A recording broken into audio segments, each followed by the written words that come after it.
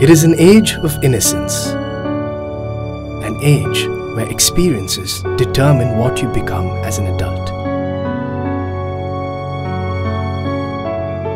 It is meant to be the most carefree years of life. But sometimes, things can go wrong. I was abused as a child. I really didn't know what was happening. I was sexually abused by my uncle when I was 11. I did not know what it meant. I just realized I was raped. My own father did it to me.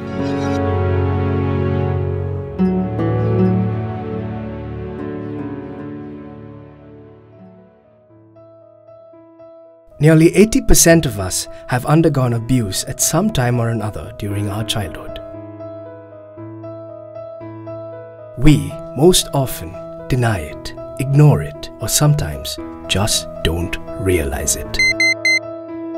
But the truth is, for some of us, the impact has been life-changing.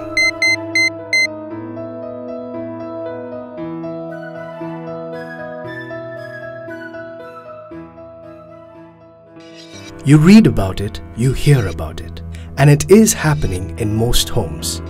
But when it comes to reality, many of us are still very ignorant about how to deal with this issue. It does not happen to everyone. It happens only to girls. And I have a boy, so I'm not really worried. I don't believe a family member can do this. My child is safe. I'm very protective.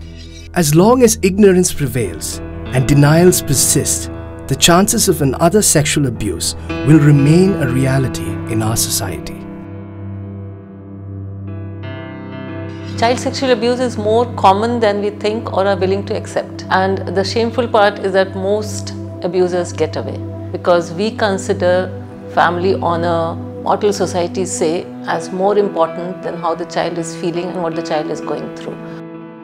The truth is, sexual abuse can happen anywhere to anyone. And most often, it happens in the confines of our homes by people who are close relatives or friends. Most children, especially as they grow older, can know instinctively or they kind of figure out what is a safe touch and what is an unsafe touch. What we need to do is explain to them the body parts, name the body parts and explain the body safety rules, the social etiquettes that we follow, and ask them to tell us if anyone breaks these rules. This way we would be teaching them personal safety without instilling fear of the world or fear of people or even sexuality. And this can be made easy despite our inhibitions about discussing sex or anything closely related to that. For even in this age and generation, a vast majority of the families shy away from discussing this subject in front of their children.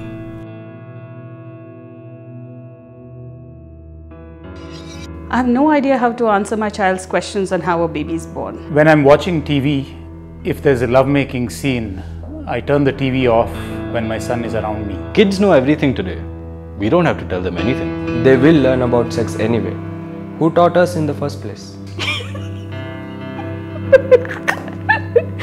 But shy or not, there's a situation out there, a very serious, widespread situation that's affecting thousands and thousands of our children. We don't need to label our children as victims or survivors because these are labels that cripple them, that disempower them. It is the perpetrator that we need to focus on. We need to recognize them and we need to report them. They have done something shameful.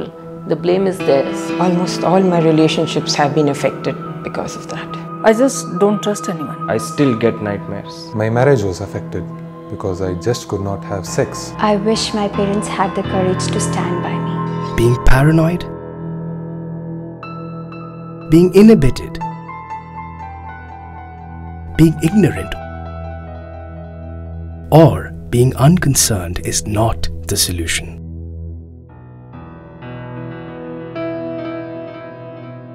Understanding child sexual abuse. It's horrible not to be able to share this incident with anyone. When I speak to my friends, I realize even they have been abused. Understanding the causes. I'm not a victim.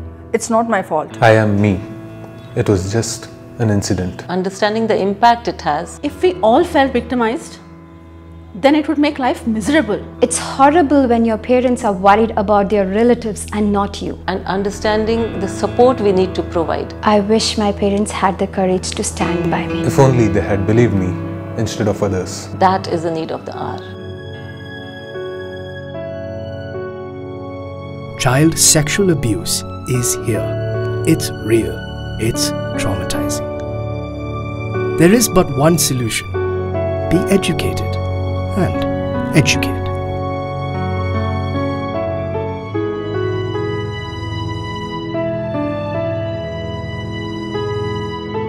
And the time is now.